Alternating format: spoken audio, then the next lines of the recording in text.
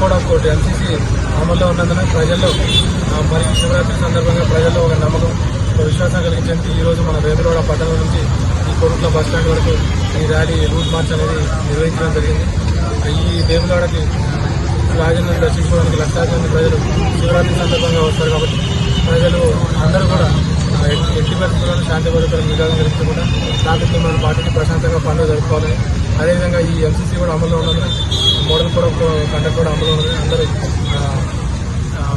వాటికి సంబంధించిన నియమాలన్నీ కూడా ఎలక్షన్ నియమాలన్నీ కూడా పాటించాలని తెలియపరుచుకుంటారు.